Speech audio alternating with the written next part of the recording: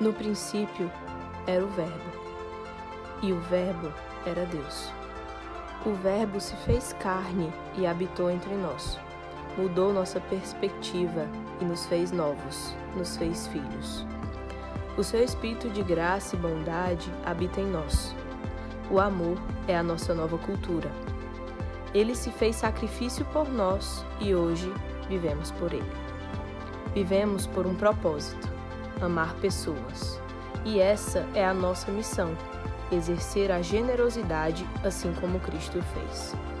Seguimos caminhando rumo ao objetivo de alcançar todas as pessoas da terra, levando o amor do nosso Pai a elas, tendo em nós o mesmo sentimento que houve também em Cristo Jesus, pois ele, subsistindo em forma de Deus, não julgou como usurpação ser igual a Deus.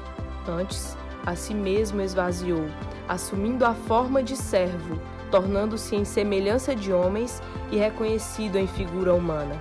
E a si mesmo se humilhou, tornando-se obediente até a morte de cruz, pelo que também Deus o exaltou sobremaneira e lhe deu o nome que está acima de todo o nome, para que ao nome de Jesus se dobre todo o joelho, nos céus, na terra e debaixo da terra, e toda a língua confesse: Jesus Cristo é o Senhor, para a glória de Deus Pai.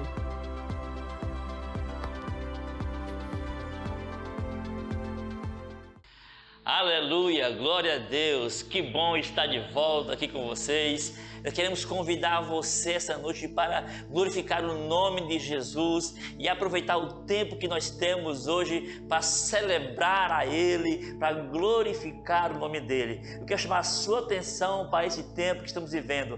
Nós temos que nos adaptar a esse tempo que estamos nos apresentando, mas a igreja não pode parar. Então nós estamos aqui para glorificar o nome do Senhor a despeito de qualquer coisa. Queremos celebrar o nome daquele que é digno de receber toda a honra, toda a glória e toda a majestade. Então, como quem é livre no Senhor, porque foi para a liberdade que nos libertou, vamos celebrar ao Senhor com grande louvor, com grande tempo de louvor e celebração diante de Deus. Então, venha conosco celebrar o nome daquele que é digno.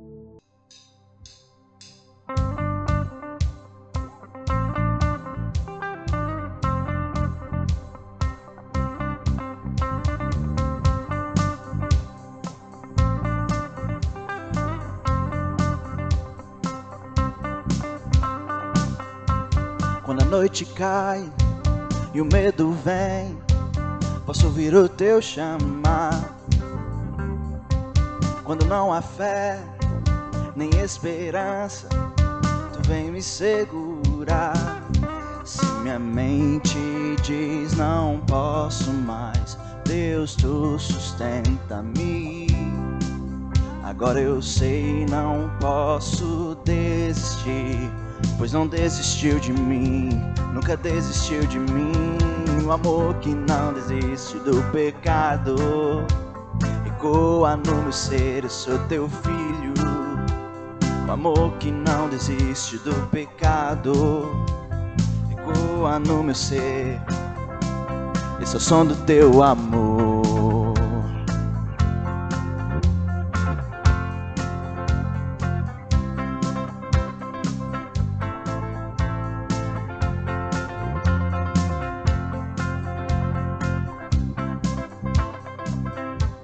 Em todo tempo tu permanece, mantendo a promessa em mim.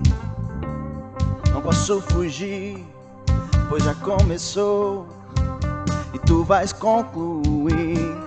Se minha mente diz não posso mais, Deus, tu sustenta-me. Agora eu sei, não posso desistir, pois não desistiu de mim, nunca desistiu de mim. O amor que não desiste do pecado ecoa no meu ser, eu sou teu filho. O amor que não desiste do pecado, ecoa no meu ser. Esse é o som do teu amor.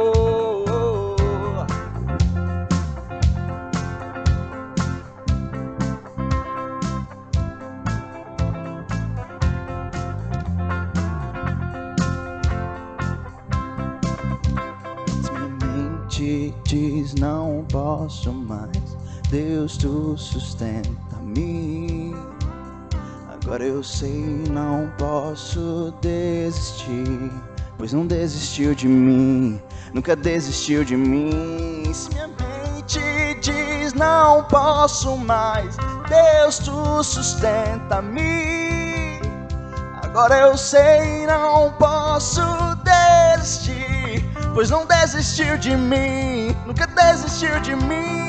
O amor que não desiste do pecado ecoa no meu ser, eu sou teu filho. O amor que não desiste do pecado ecoa no meu ser. Esse é o som do teu amor.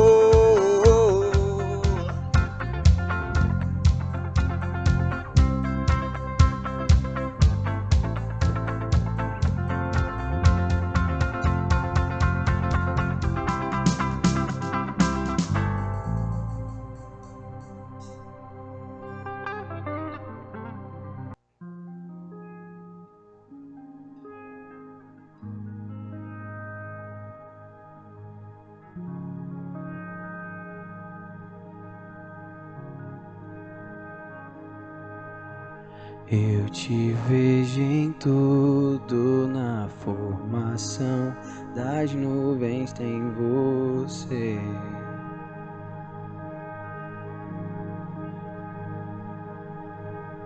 Ouço seu sussurro na brisa que vem do amanhecer.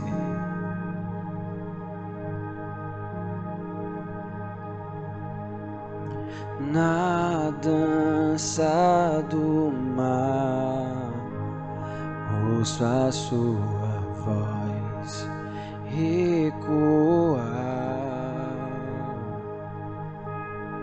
e ao seu soprar posso ver criar a vida.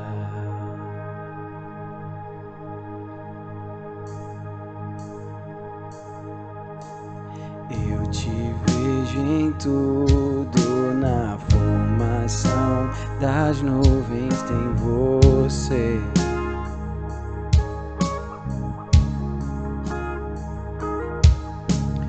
Ouço seu sussurro na brisa que vem do amanhecer.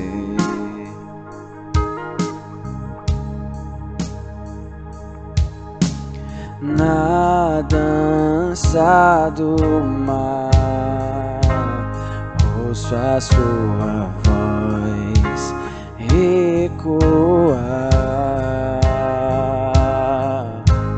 e ao seu soprar posso ver criar a vida.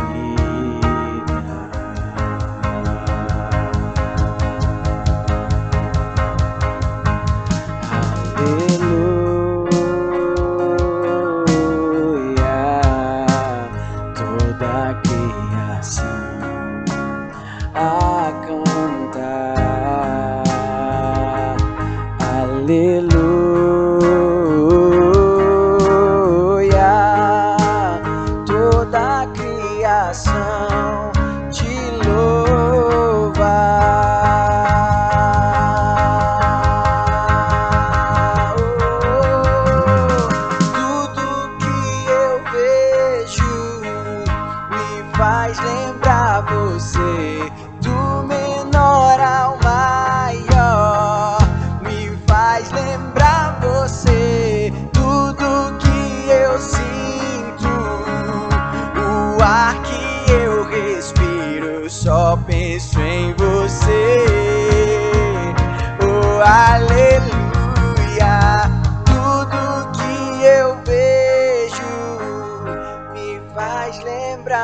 você, do menor ao maior, me faz lembrar você, tudo que eu sinto, o ar que eu respiro, só penso em você.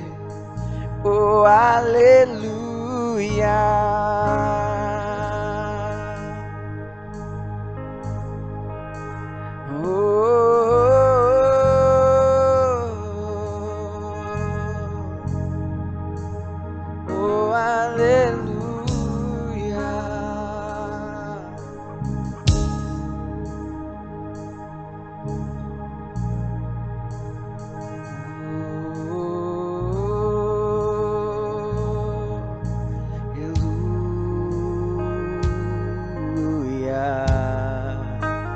Toda a criação a cantar, aleluia.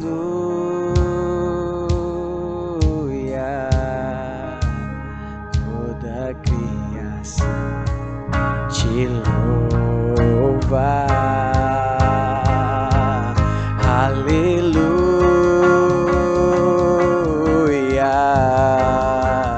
Toda a criação a cantar, aleluia.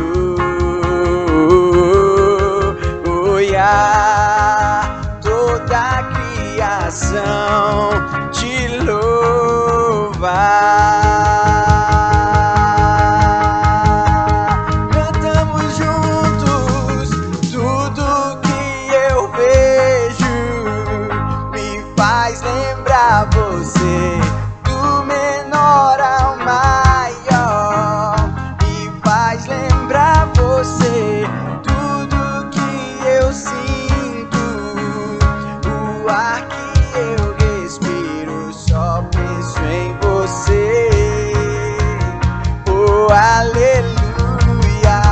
Tudo que eu vejo me faz lembrar você, do menor ao maior, me faz lembrar você, tudo que eu sinto, o ar que eu respiro, só penso em você. Oh, aleluia.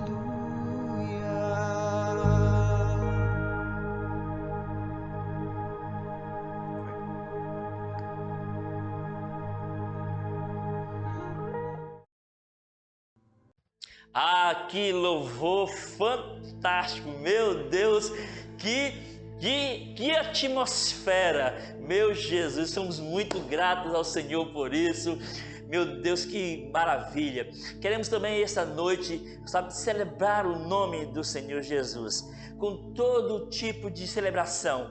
E nesse tempo, nós queremos celebrar o nosso Deus, nossos dízimos e com nossas ofertas, também para glorificar o nome do Senhor. Aproveitando, aqui no cantinho da tela tem o nosso QR Code, e você pode celebrar ali, você pode colocar ali o seu celular, ligar, ele vai aparecer a conta que você vai depositar o seu dízimo, a sua oferta. Olha, você que está nos assistindo, mesmo que você não seja cristão, mesmo que você não participe da nossa igreja, aonde você estiver, se você tem um coração, sentindo no coração de abençoar a obra missionária do Senhor, você também é chamado para celebrar conosco esse tempo. Então não perca a oportunidade, seja um investidor, seja um colaborador, experimente o dom da contribuição. Então aproveite esse tempo e oferte ao Senhor e dizime ao Senhor com alegria, em nome de Jesus. Aleluia! Nós temos hoje também a satisfação de ter conosco o nosso irmão Arthur,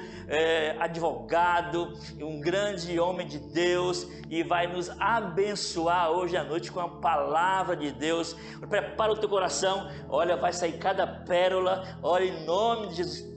Firma o teu coração na rocha hoje, senta na cadeira, aperta o cinto, porque o Senhor vai falar com você hoje à noite em nome de Jesus. Aproveite esse tempo de palavra para degustar, para se alimentar da palavra de Deus. Boa noite, querida igreja, boa noite, meus irmãos. É um prazer novamente estar aqui falando da palavra do Senhor, compartilhando da palavra de Deus com os meus irmãos. Aonde você estiver ouvindo a palavra de Deus, que você possa ser tocado por ela hoje. E hoje eu vou pregar sobre um tema da qual eu amo muito, que é sobre a cruz. Vou falar sobre as marcas da cruz. E eu acredito eu que os nossos pastores, sabendo que eu sou apaixonado em falar tudo acerca da mensagem da cruz, eles designaram esse tema para mim. E não seria diferente, porque a mensagem da cruz, ela quebranta o nosso coração. Ela toca o nosso coração. E, queridos irmãos, o significado da palavra marca é a impressão deixada por alguém ou algo. É o efeito ou o ato deixado por alguém com significado. É o registro que uma pessoa deixou, às vezes, com a mensagem.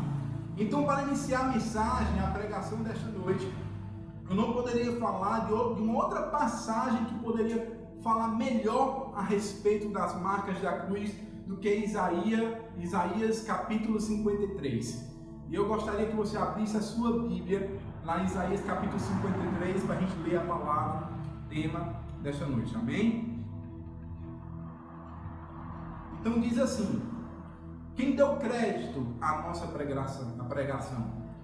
E a quem se manifestou o braço do Senhor? Porque foi subindo como renovo perante ele, como raiz de uma terra seca, não tinha beleza nem formosura. E olhando nós para ele, não havia boa aparência nele, para que o desejássemos. Era desprezado e o mais rejeitado entre os homens, homem de dores, experimentado nos trabalhos, como um de quem os homens escondiam o rosto, era desprezado, e não fizeram dele caso algum. Verdadeiramente ele tomou sobre si as nossas enfermidades, e as nossas dores levou sobre si. E nós o reputávamos por aflito, ferido de Deus e oprimido. Mas ele foi ferido por causa das nossas transgressões, e moído por causa das nossas iniquidades. O castigo que nos traz a paz estava sobre ele, e pelas suas pisaduras fomos sarados. Todos nós andávamos desgarrados como ovelhas, cada um se desviava pelo seu caminho, mas o Senhor fez cair sobre ele a iniquidade de nós todos. Ele foi oprimido e afligido, mas não abriu a sua boca.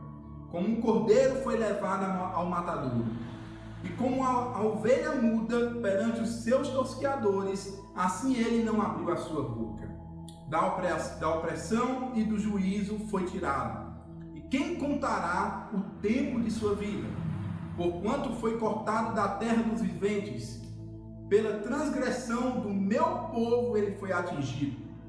E puseram a sua sepultura com os ímpios, e com o rico na sua morte, ainda que nunca cometeu injustiça, nem houve engano na sua boca.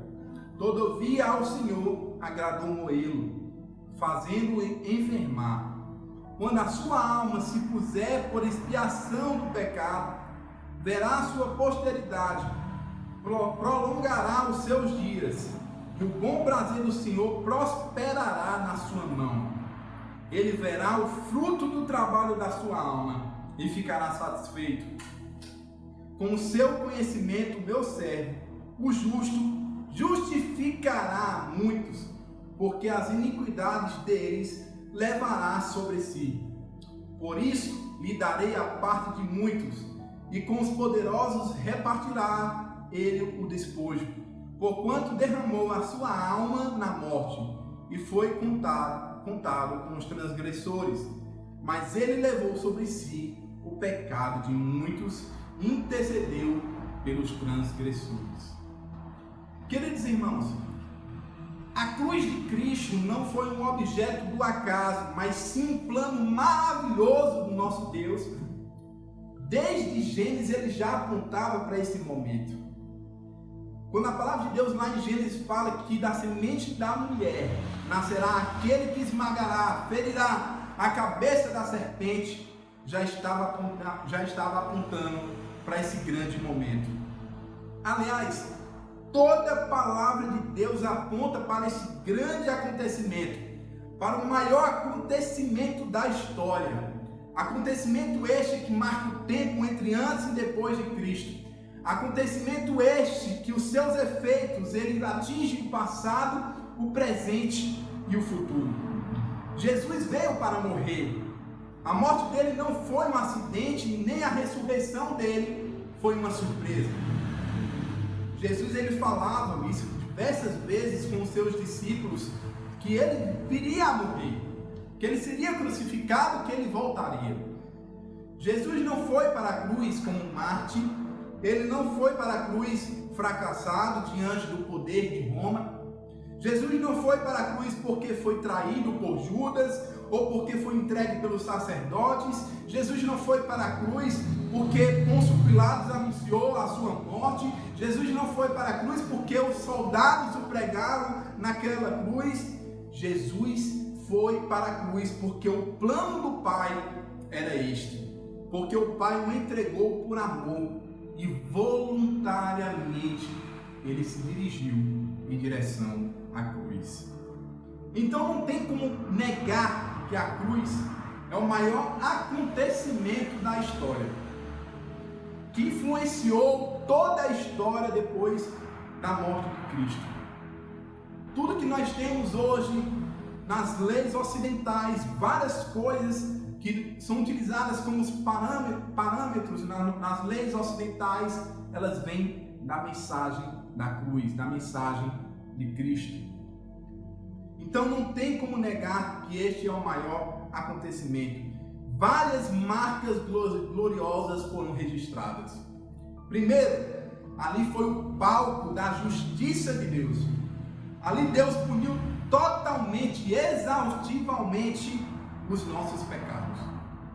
Não em nós, mas em Jesus. A palavra nos fala que Deus lançou sobre o seu Filho todas as nossas iniquidades, todos os nossos pecados. Isso foi um ato de Deus. Ali Deus exerceu a sua justiça, porque o salário do pecado é a morte. Para que Deus não aplicasse a ira dele em nós, pelos nossos pecados, porque nós merecíamos morrer pelos nossos pecados, Deus lança Jesus como nosso substituto e aplica em Jesus o golpe que deveria ter sido aplicado em nós, satisfazendo plenamente a sua justiça. Queridos irmãos, quando Jesus estava lá no jardim do Getsêmani, antes de ser preso pelos soldados do Sinédrio, a palavra de Deus nos relata que ele estava em um momento de oração com o Pai. Enquanto seus discípulos dormiam, ele estava em um momento de oração com o Pai. E nessa oração com o Pai, Jesus fala: Pai, se possível, passa de mim esse cálice. E a palavra de Deus diz que neste momento, quando Jesus falou isso, ele suava sangue, gotas de sangue. E quando a pessoa, a ciência explica que quando a pessoa está passando por um nível de estresse e de angústia profundo, ela sua sangue. E Jesus falou: Pai, se possível, passa de mim este cálice. Irmãos, Jesus não falou isso porque temia a cruz romana. Jesus não falou isso porque temia os pregos que seriam colocados em seus pés, os pregos que seriam colocados em suas mãos. Jesus não falou isso porque ele temia os soldados do Império Romano. Jesus não falou isso porque ele temia o que estava por vir no sofrimento físico. De maneira alguma Jesus temia isso. Até porque, irmão, Jesus passou por muitas situações. A palavra nos revela que Jesus, quando estava de manhã, quando ele foi ao julgamento, ele já estava transfigurado. Alguns historiadores, eles falam que devido a Jesus estar com o seu rosto irreconhecível, muitas das pessoas que estavam ali naquele momento de manhã não o reconheceram. O julgamento mais injusto da história foi o julgamento do nosso Senhor Jesus. A maioria que julgou ele eram os sacerdotes, os sumos sacerdotes, os soldados do Sinédrio, as pessoas que serviam o Sinédrio, que incitavam as outras pessoas que estavam lá a julgá-lo. Mas Jesus não temia o julgamento dos homens. Não foi por isso que Jesus falou isso nessa oração com o Pai. Deixa eu falar uma coisa, igreja. Após a morte e a ressurreição de Cristo, desde aquele tempo é estimado que cerca de 50 milhões de pessoas, dentre elas homens, mulheres e crianças, foram mortas porque professaram a sua fé em Jesus Cristo, a sua profissão em Jesus Cristo. Cerca de 50 milhões de pessoas morreram depois que Jesus morreu na cruz. A igreja primitiva, os cristãos da igreja primitiva, eles foram crucificados, e alguns deles não se achavam merecedores de ser crucificados como Jesus foi crucificado, e queriam ser crucificados de cabeça para baixo. Outros deles foram queimados e torturados até a morte, mas o que tinha em comum entre outros eles é porque eles estavam convictos do que eles tinham dentro deles, que era Jesus Cristo. Eles iam alegres, louvando e cantando hinos. Então, você acredita que o capitão da nossa salvação estava naquele jardim com medo da cruz? Com medo das correntes e das chicotadas que ele levaria, das chicotadas humanas, aquelas chicotadas terríveis que a gente assiste no filme Paixão de Cristo, onde Jesus era chicoteado com um chicote chamado fragum, que ele tinha tiras de couro e nele pontas de ferro ou de osso, aonde quando atingia a carne, arrancava um pedaço da carne. A palavra de Deus fala que, nesse próprio versículo lá no início, que nele não havia beleza alguma, porque Jesus foi literalmente moído até a cruz, mas ele não temia as correntes e os chicotes romanos. Em nenhum momento Jesus temia isso. Os seus discípulos foram a mesma cruz com alegria em seus corações. Vocês acham que ele falou: Pai, se possível, passa de mim este cálice, porque existia alguma fraqueza nele? Não. Jesus não estava com medo de uma cruz, ou de alguns pregos, ou de chicotadas, ou porque ele seria humilhado. Ele não temia isso. Jesus não temia nada. Ele estava realmente obediente ao Pai em seguir em frente. Você já se perguntou, então, depois que eu falei, se ele não temia nada disso? O que seria esse cálice que Jesus menciona em sua oração? Irmãos, eu assisti uma pregação esses dias que eu achei muito interessante.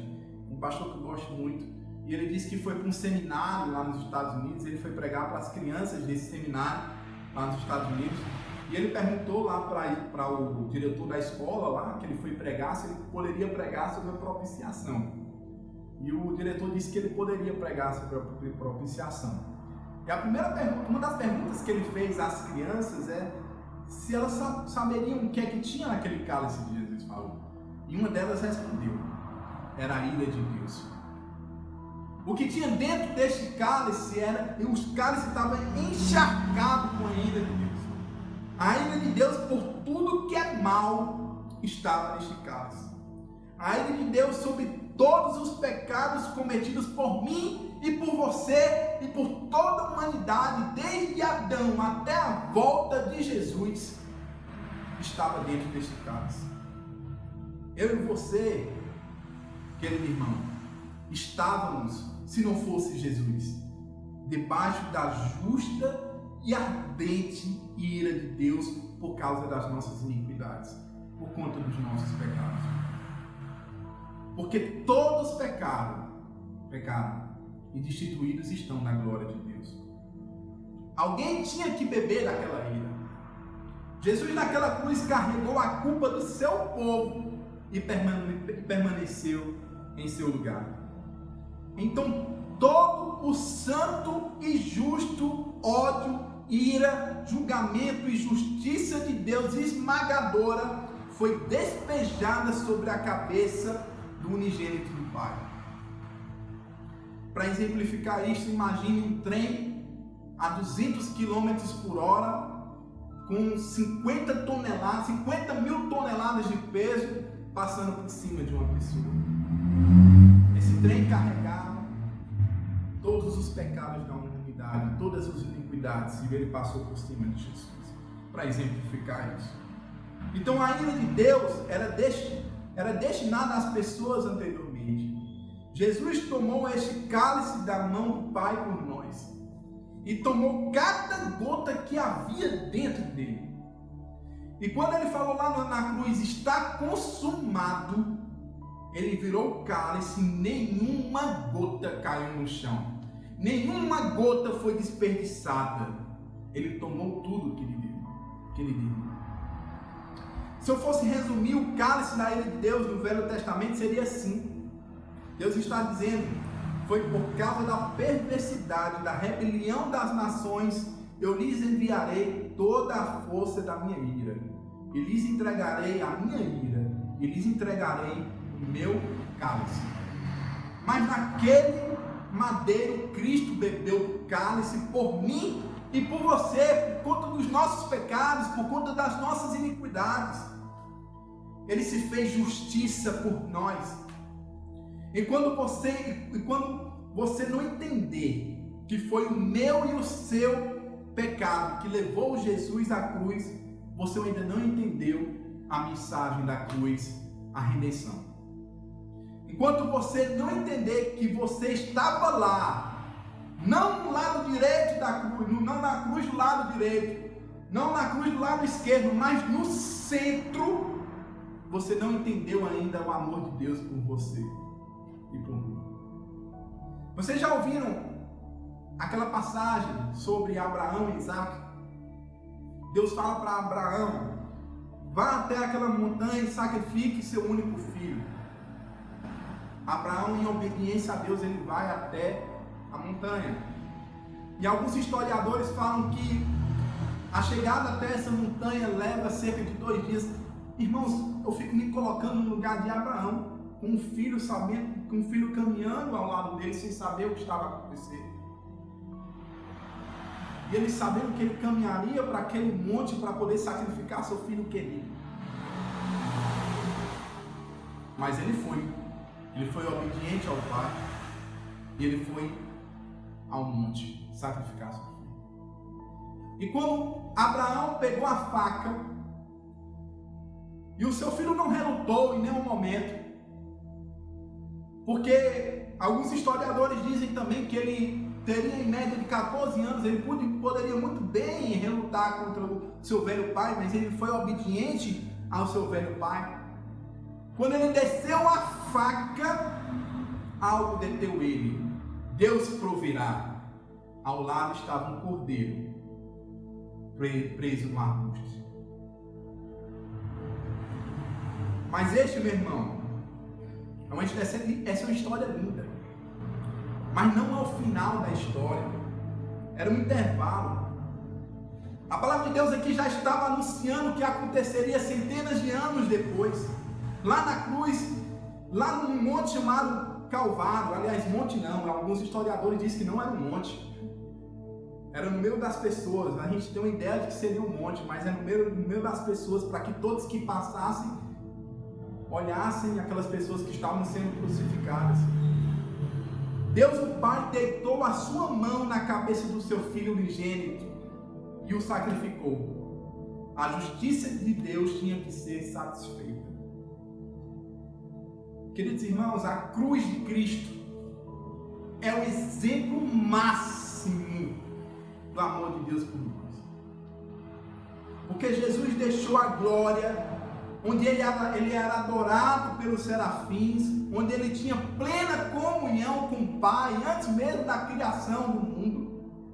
Ele veio deliberadamente, ele veio voluntariamente, ele veio com um propósito.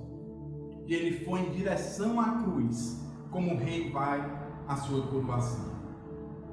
Ele sendo Deus, ele se fez homem. Sendo Rei da glória, ele se fez servo. Sendo bendito eternamente, ele se fez pecado.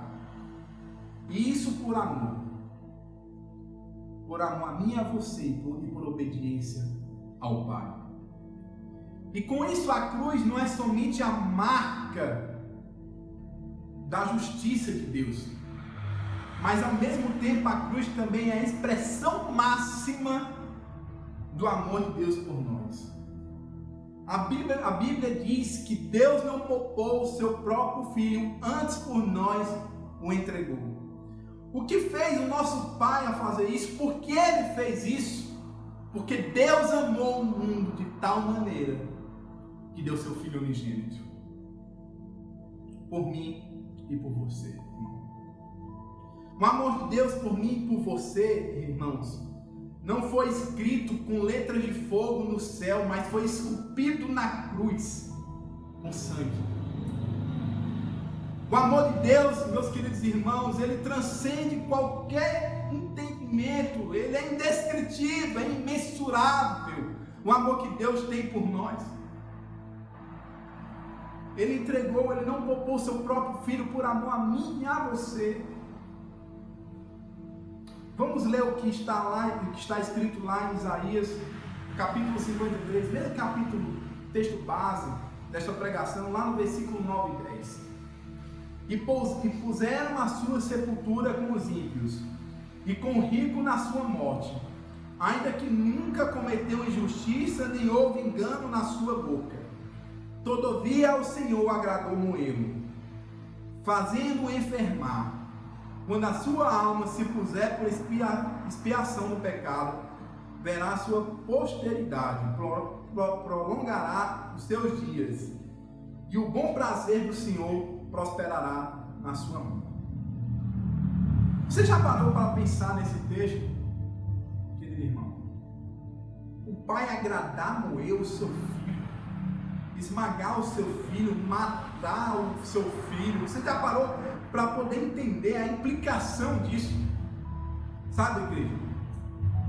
Antes de eu ser pai, eu escutava várias mensagens aqui, em vários lugares, de pessoas falando: e se você colocasse, se fosse seu filho, você colocaria seu filho por aquele que pecou contra você, que fez um mal a você? Eu pensava que eu entendia isso, até o seu pai, eu pensava que eu entendia isso, mas na verdade eu não entendia.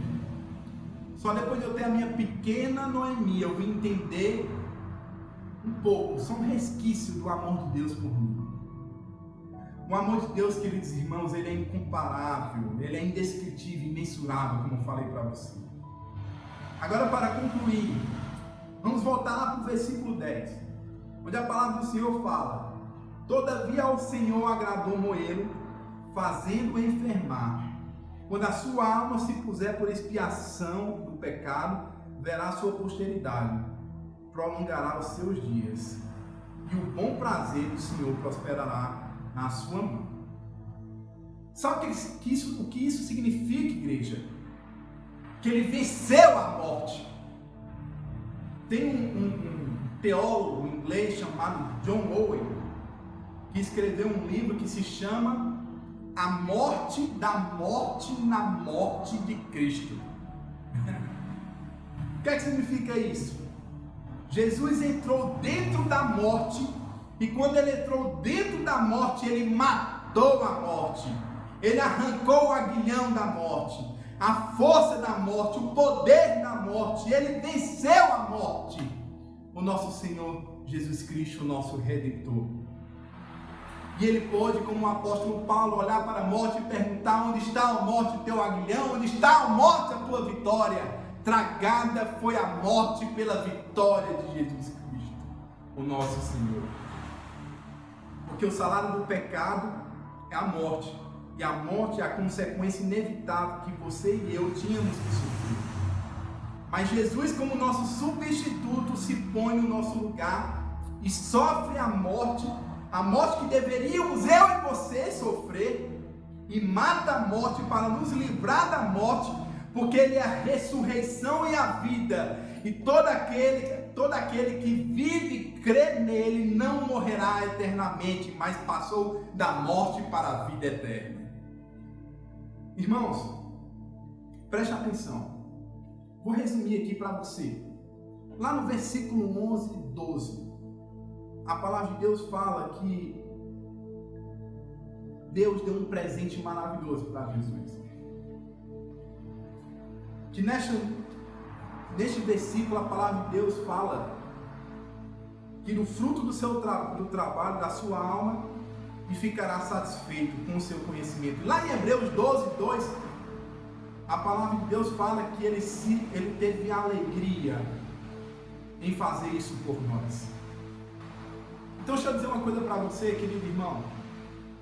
O maior presente, a consequência disso, o presente que Deus deu ao seu santo Filho, foram nós. A gente é um presente para Jesus. Foi por amor. Foi por amor a mim e a você que ele fez esse sacrifício.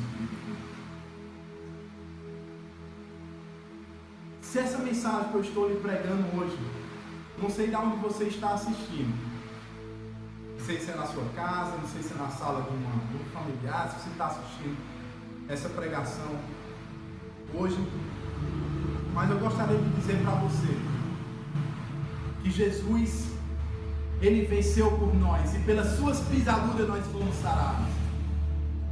Então, se você no seu lugar ainda não se entregou a Jesus como presente, onde a palavra de Deus diz que ele se alegra, a festa no céu, quando o pecador se arrepende, quando ele confessa Jesus Cristo como seu Senhor e Salvador, quando ele entende verdadeiramente a mensagem da cruz. Se você fizer isso de onde você está, ore, de onde você está, coloque a mão no seu coração, de onde você está, esquece seus familiares, quem está do seu lado, e feche os seus olhos, e faça uma oração agora neste momento comigo. Eu queria que você e sua família, você sozinho, onde você está, feche os seus olhos e faça essa oração comigo. Pai querido, Deus maravilhoso, Pai, hoje estamos aqui diante de Ti, diante da Tua palavra que é viva, Pai, pelos séculos dos séculos, Pai. E nós cremos, Senhor, que essa palavra ela não só transcende a barreira do tempo, mas a barreira física. E eu acredito, Pai, que ela está atingindo as pessoas que estão assistindo essa pregação hoje. E se essa pessoa, Pai, que está ouvindo essa mensagem, ela foi tocada pelo Senhor, Pai. Pai, faz um mover na vida dela. Faz um mover na vida dela nesse exato momento, Pai.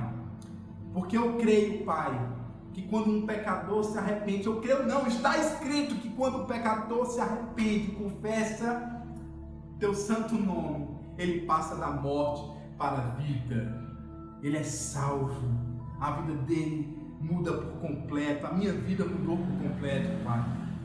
E obrigado, Pai, pela oportunidade de ouvir a Tua palavra. Obrigado, Pai, pela oportunidade, Pai, de saber que o Senhor olha por nós, que o Senhor zela por nós, mesmo no momento de tanta dificuldade da qual nós estamos passando. O Senhor nos ama, porque o seu amor, da mesma forma que a mensagem da cruz, ele ultrapassa a barreira do tempo e atingiu o meu coração como está atingindo o coração de muitas pessoas e atingiu o coração de muitas pessoas. Então, obrigado por tudo, Pai. Amém. Ah, glória a Deus, que palavra poderosa. Meu Deus, o Senhor é bom demais, Ele usa de verdade os seus servos, sabe, coloca sabedoria e graça, discernimento.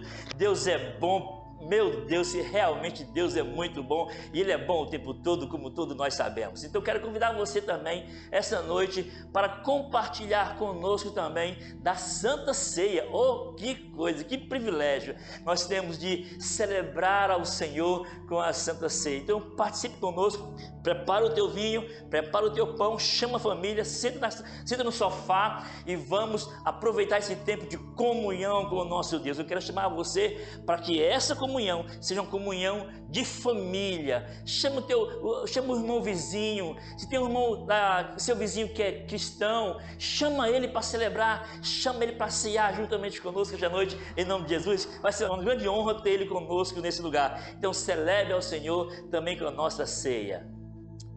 Aleluia, glória a Deus, um momento inesquecível da igreja, que é para nós realmente um memorial da libertação do povo de Israel e também da morte e ressurreição de Jesus.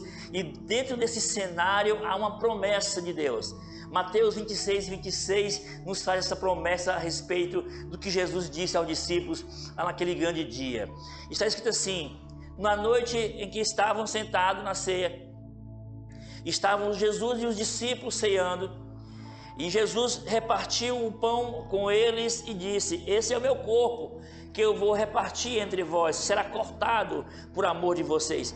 Semelhante modo, Jesus pegou o cálice e distribuiu por discípulos e disse: esse é o meu sangue, o sangue da nova aliança, que será derramado por amor de vocês.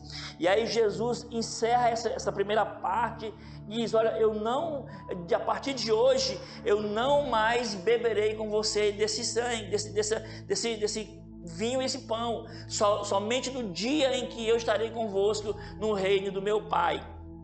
E a palavra de Deus diz que Jesus cantou um hino e saiu com os discípulos e foi para o monte orar. Eu queria hoje chamar a sua atenção e chamar para a gente orar juntos aqui a respeito desses dois elementos da ceia, que é o pão e que é o vinho. Eu quero compartilhar com você, eu quero desfrutar da sua companhia hoje à noite, em nome de Jesus. Eu não sei o horário que você está vendo essa pregação, esse culto, mas é um horário essencial para você, em nome de Jesus.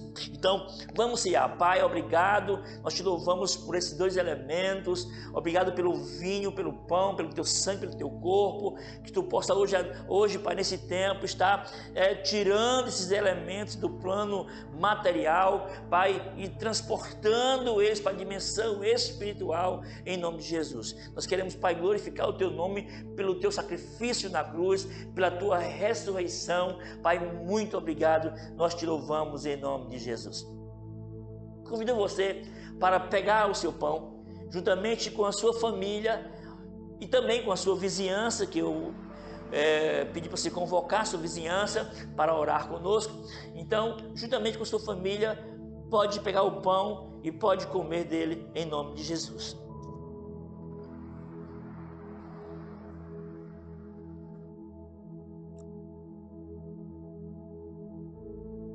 Glória a Deus.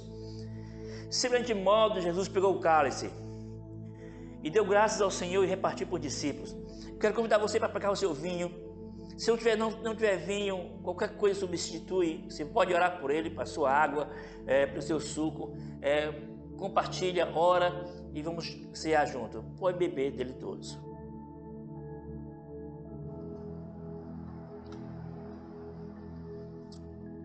Aleluia! Glorificado seja o nome do nosso Deus. Bendito seja o nome do Eterno, o Cordeiro de Deus. Muito obrigado, Senhor, por esse maravilhoso momento com a tua igreja. Obrigado por essa ceia maravilhosa. Obrigado pelo privilégio que nós temos de celebrar junto com o teu povo. Nós te louvamos por isso, nós te bendizemos por isso. Queremos abençoar o teu povo em nome de Jesus Cristo. Amém. Aleluia. Que Deus em Cristo Jesus, na pessoa de Deus Pai, Deus Filho e Deus Espírito Santo, abençoe você e toda a sua casa em o nome de Jesus. Amém.